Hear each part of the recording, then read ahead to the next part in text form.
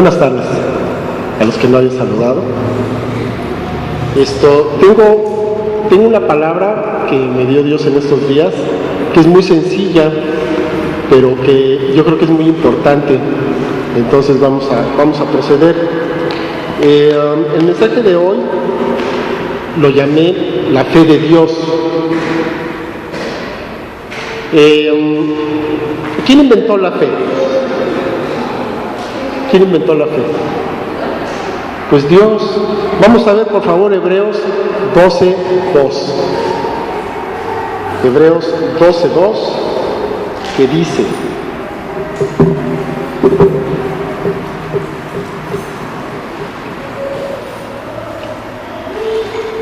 Hebreos 12:2, y dice: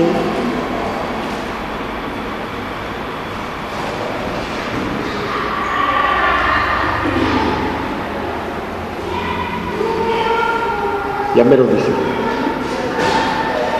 Ahí está. Dicen: puesto los ojos en el autor y consumador de la fe, en Jesús, el cual, habiéndole sido propuesto gozo, sufrió la cruz, menospreciando la vergüenza, y sentándose a la diestra del trono de Dios. Entonces, ¿quién es el autor y consumador de la fe? Jesús. Entonces Dios inventó la fe, así como la conocemos. Dios es quien la hizo. ¿Qué es pues la fe? Ya lo hemos leído, lo hemos cantado, pero vamos a verlo otra vez ahí mismo en Hebreos 11:1, que dice, Hebreos 11:1,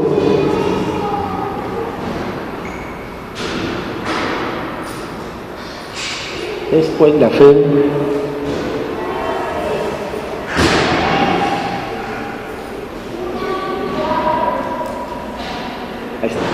Dice: es pues la fe, la certeza de lo que se espera, la convicción de lo que no se ve. Entonces Dios, cuando hizo la fe, la hizo con esas características. Es la certeza de lo que se espera y la convicción de lo que no se ve. Nosotros necesitamos ciertamente la fe. Hacemos uso de esta fe todos los días. Aún los que no son creyentes necesitan una fe. ¿Para qué? Pues para tomar un camino y saber a dónde van a llegar, ¿no? Necesitan saber que lo que están comiendo, pues de alguna manera les va a hacer bien, que cuando toman una medicina se van a curar. O sea, todos esos son actos sencillos, no son actos de fe que tenemos todos. Nosotros necesitamos entonces esta fe. Nosotros como creyentes tenemos un sentido diferente. ¿Para qué queremos esa fe? Bueno, pues la fe viene siendo como una luz en el final del camino hacia el cual nos vamos a ir dirigiendo. ¿Por qué? Pues porque vamos a leer, por ejemplo, vamos a escuchar la palabra de Dios, que nos va a dar una instrucción que vamos a realizar, que nos va a decir hacia dónde vamos. Y para todo esto necesitamos fe para creerle, necesitamos fe para creer que hay un Dios que nos está llevando a un lugar y que es bueno.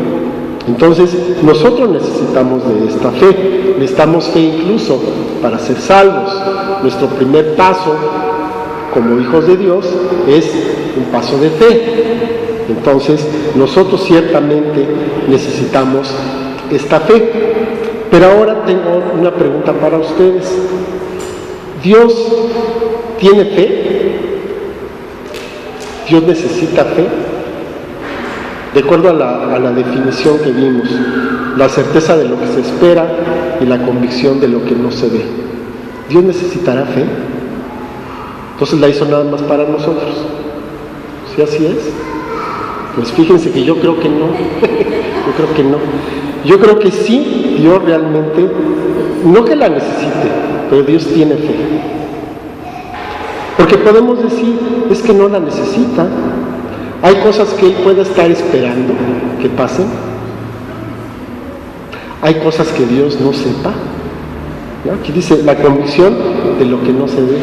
Habrá cosas que Él no vea. Si vemos o nos imaginamos un poquito cómo ve Dios al mundo, nos podemos dar cuenta que Él ya se sabe todo. Ya se sabe todos los finales de las vidas de todos. ya sabe en qué va a acabar la película que estamos viviendo. Él ya vio todos los capítulos, vio todas las trilogías y ya sabe en qué acaba todo. Entonces, no hay nada oculto para él. ¿Para qué entonces necesitará esta fe? Nosotros, quiero que consideremos que tenemos libre albedrío. Nosotros podemos decir sí o decir no. Podemos decidir seguir el camino que Dios nos marca o podemos rechazarlo. Podemos tomar el camino de la vida o podemos tomar el camino de la muerte. Y Dios no va a hacer nada para detenernos. Es un poco extraño esto, pensar que Dios ya sabe qué es lo que va a ocurrir, pero sin embargo nosotros podemos tomar la decisión en cualquier momento. A mí es algo que a mí me causa un poco de conflicto.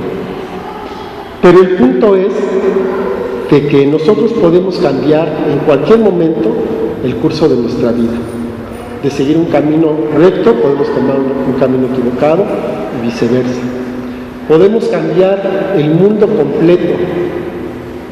La forma en que vemos el mundo puede cambiar por una decisión que nosotros tomemos. Y si nos ponemos a ver, gente que ha cambiado el mundo no eran presidentes ni reyes, eran gente común, que sin embargo en un momento dado tomó una decisión y por esa decisión que tomó, el mundo ha cambiado.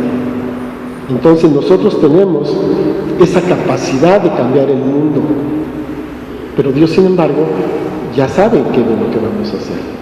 Dios va a respetar nuestro libre albedrío, pero sin embargo nosotros podemos tomarlo.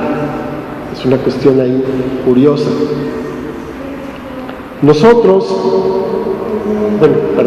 Dios tiene fe en nosotros.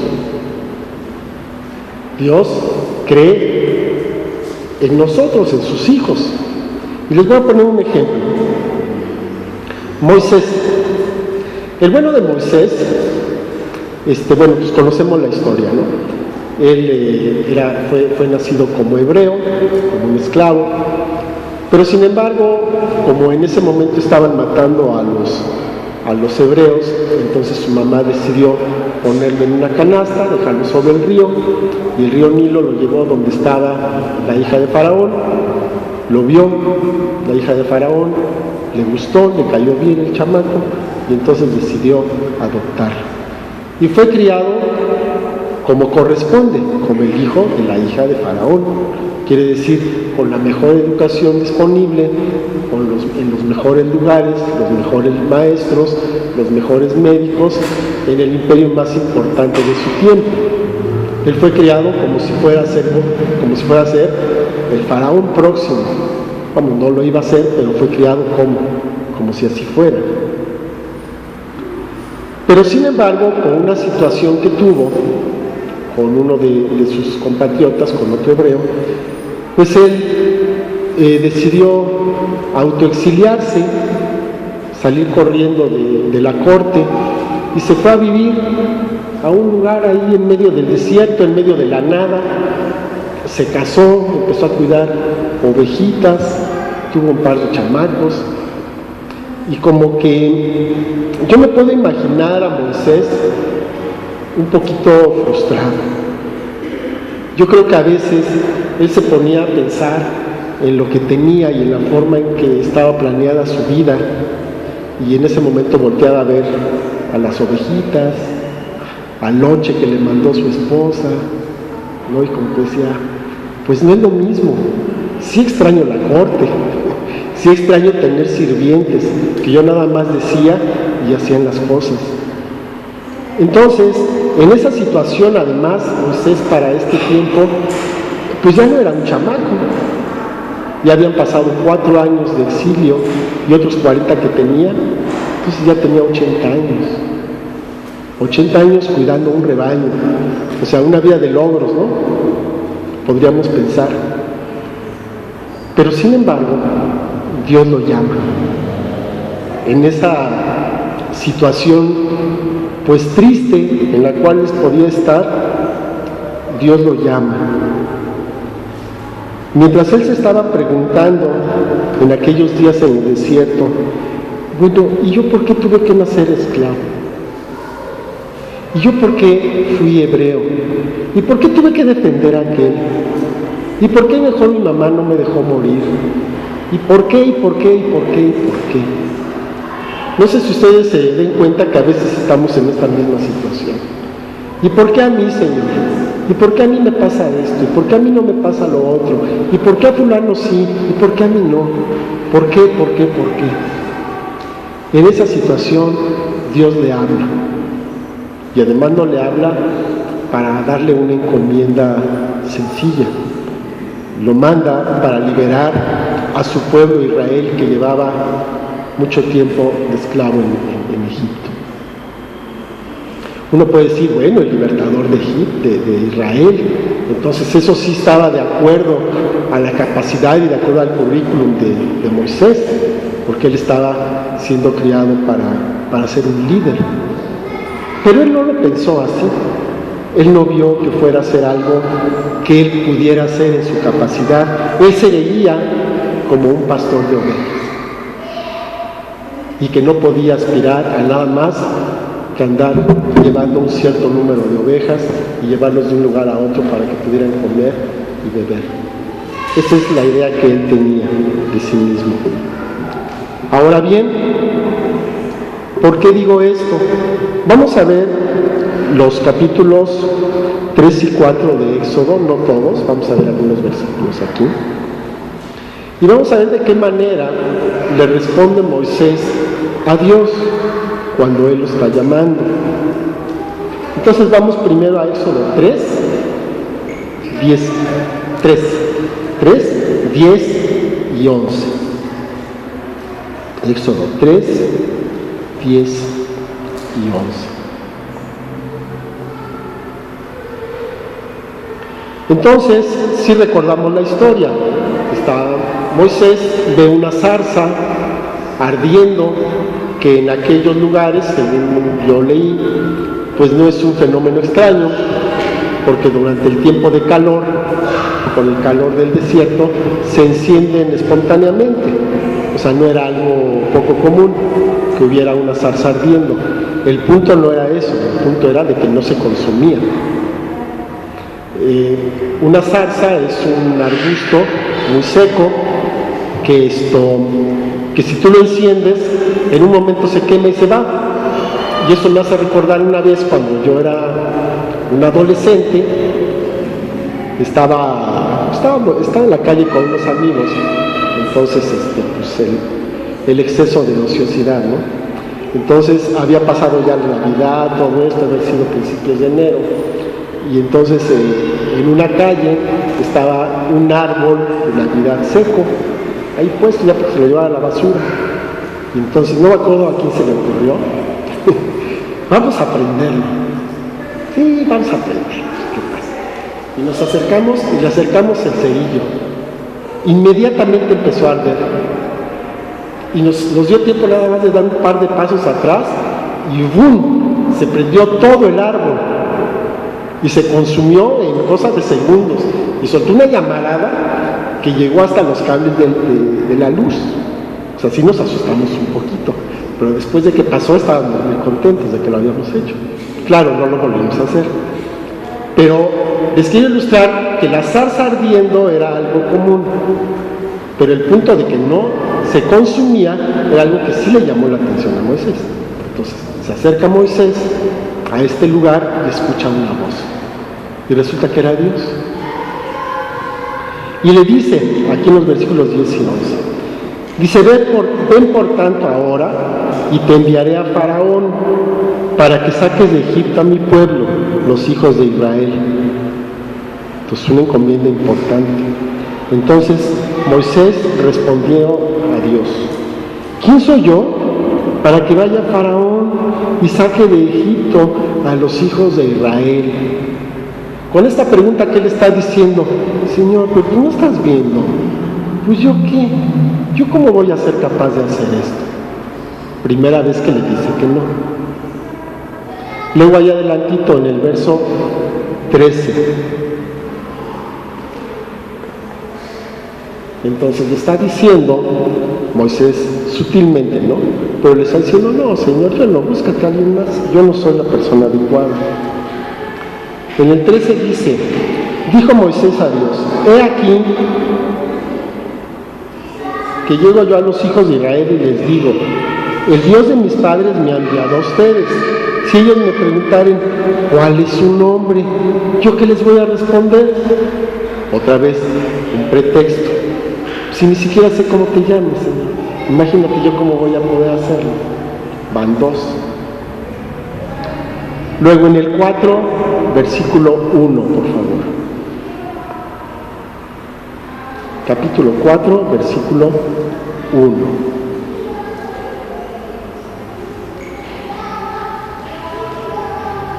Entonces ahí lo tenemos.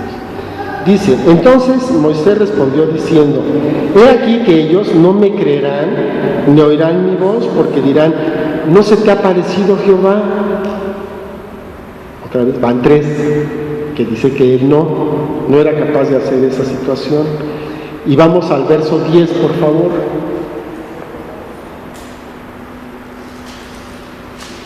Ahí mismo, capítulo 4, verso 10. No, de ahí mismo, de Éxodo, capítulo 4, 10. Ahora en el 10.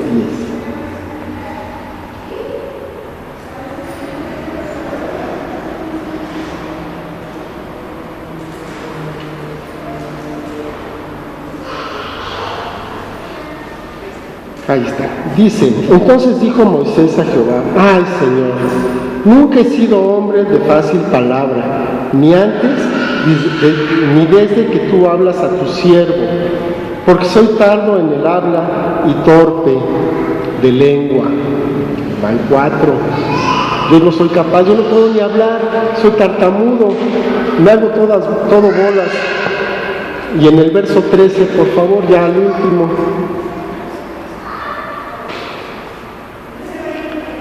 4:13.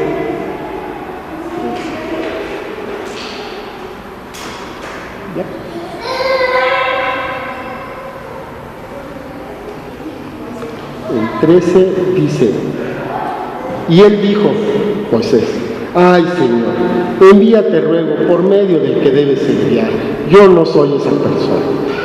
5 veces Moisés le da pretextos y le dice, no Señor, yo no. Mejor manda a otra persona. No sé si ustedes se den una idea de esto. O sea, Dios, todopoderoso, creador del cielo y de la tierra, de todo lo visible y invisible, convenciendo a Moisés, porque Moisés no quería ir. Y Dios en su paciencia, diciéndole, sí, chiquito, sí puedes, porque mira, te voy a dar esto. No, pero mira, sí puedes, porque te voy a dar esto. No, pero sí puedes, porque te voy a dar esto. Hasta que al fin ya le dice, bueno, ya vas a ir, se acabó. Ya no vas a estar discutiendo. Entonces, Moisés, ¿cómo se veía? Se veía como un pastor, como un anciano, como una persona que no era capaz de grandes cosas. ¿Y Dios cómo lo veía? No, pues yo lo veía levantando, ¿no?, la vara y abriendo el mar. Así es como Dios lo veía. Pero Moisés no se veía así. Moisés se veía pequeñito, incapaz de hacer las cosas. Ahora, ¿qué hubiera pasado si de plano, Moisés no hubiera ido? Le he dicho, bueno, pues sí, tú me dices y me das y todo, pero no voy. Y no hubiera pasado nada, no hubiera ido. Y entonces, en vez de estar leyéndola aquí a Moisés, hubiéramos visto a alguien más. O sea, Dios de todos modos hubiera cumplido su propósito. Pero nosotros siempre estamos en la posibilidad de decir que no. Dios no te va a obligar a hacer nada. Pero sin embargo, qué triste final hubiera tenido Moisés detrás de su rebaño, y qué glorioso final tuvo Moisés siendo el libertador de su pueblo, del pueblo de Dios. Entonces, podemos ver este mismo modelo, este mismo patrón en otros personajes. O sea, Moisés no fue el único que dijo que no. También podemos ver a Gedeón, si se acuerdan, a Saúl, a Jeremías, a Jonás, a una bola de personajes que están aquí escritos como grandes hombres de fe, que en un momento dado le dijeron a Dios: no, yo paso, yo no tengo nada que ver, mejor manda aquí a mi vecino, aquí a mi compañero, él está más capacitado que yo, él es más joven, tiene más experiencia, él ha estudiado más, él está más fresco, él no tiene compromisos. No tenemos que estar buscando para ver estas personas que se han negado, que le han dicho que no a Dios aquí en la Biblia. Los podemos encontrar aquí en este lugar. Tú, yo. En algún momento le hemos dicho que no a Dios.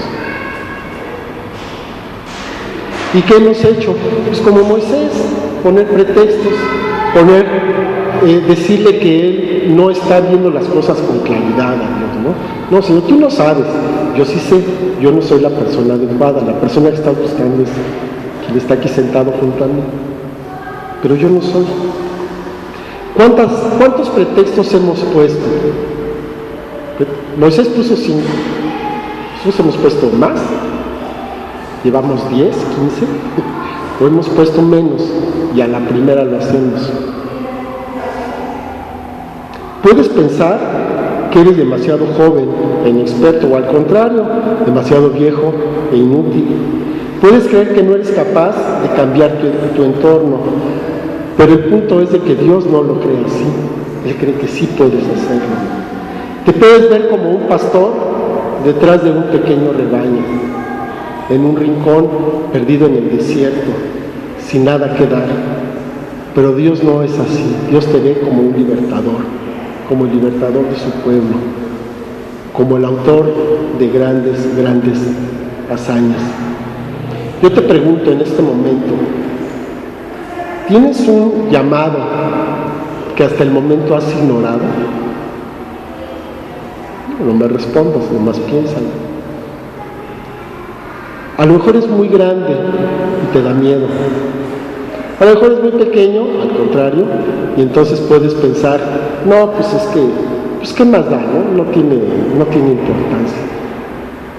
Pero sin embargo, si Dios lo puso en tu corazón, si Dios ya alguna vez te lo confirmó, pues es porque es importante y porque Dios quiere que se realice, y Dios quiere en su plan que tú lo realices.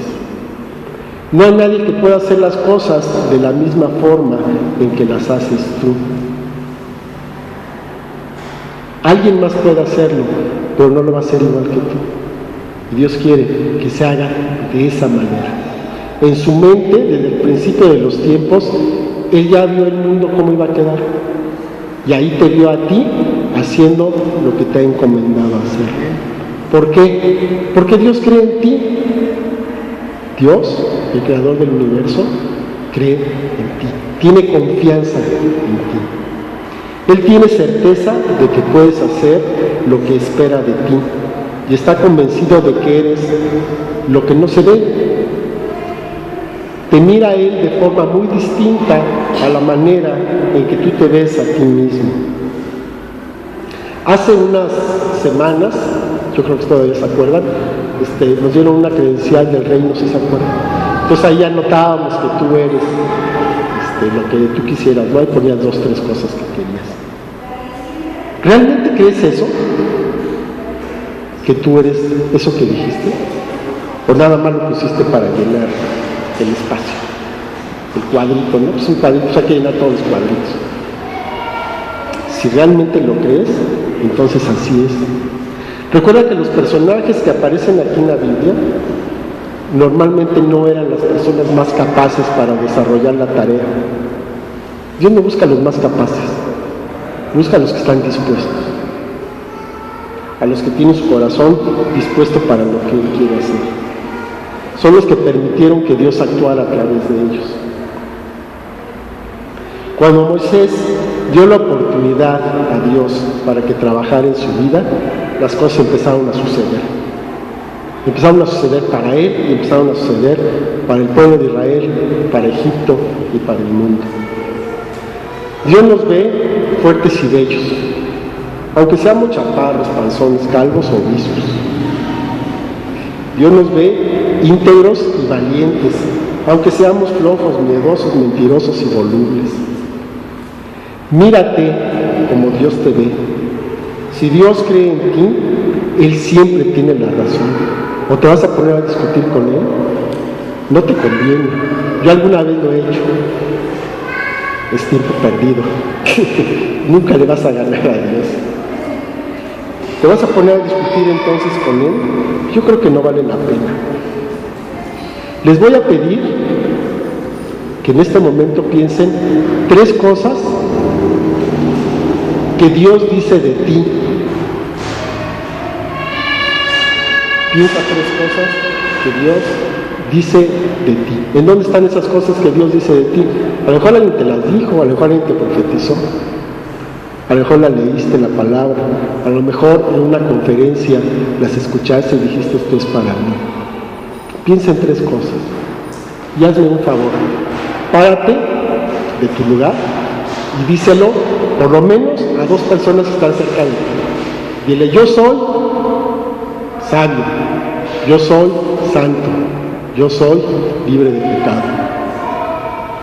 Háganlo, por favor. En serio, háganlo. Pónganse de pie y díganselo por lo menos a 2 personas lo que Dios dice de ti y que hasta el momento a lo mejor lo crees, a lo mejor todavía no lo crees.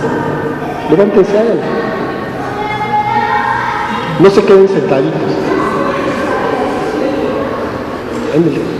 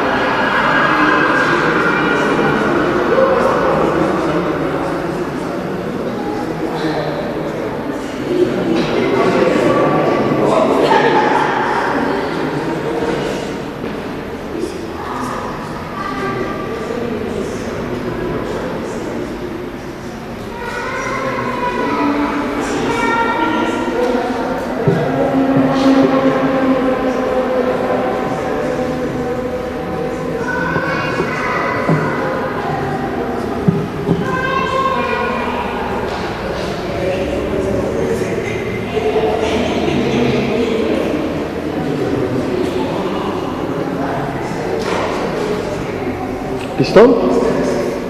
Bueno, pues nada más recuerden que nosotros nos enlazamos con nuestras palabras. Entonces, lo que acaba de decir, ya se lo dijiste a alguien más. Entonces, recuerda que estás enlazado con lo que acabas de decir.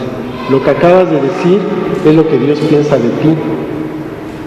Y entonces ahora yo te invito a que vivas comprometido con eso que Dios está diciendo de ti y que podamos hacer lo que Él quiere que hagamos. Vamos a orar. Padre bendito, te doy muchas gracias, Señor, por cada uno de los que estamos aquí. Gracias por esta palabra, Señor, que es un reto para que podamos, Señor, cumplir con lo que tienes para nosotros, cumplir con el llamado, mi Dios, o los llamados a que nos has puesto, Señor, para que sigamos adelante. Gracias que nos tomas en cuenta para tus planes en este mundo. Te pedimos, mi Dios, que antes que nada veamos tu palabra, que antes que nada te veamos a ti, Señor, para que podamos cumplir con lo que tienes, Señor, en nuestra vida, para hacerlo. Que lo hagamos diligentemente, que no nos esperemos, que no pongamos pretextos, Señor, sino que podamos hacerlo sabiendo que tú estás con nosotros. Y si tú estás con nosotros, Señor, ¿quién contra nosotros? Amén.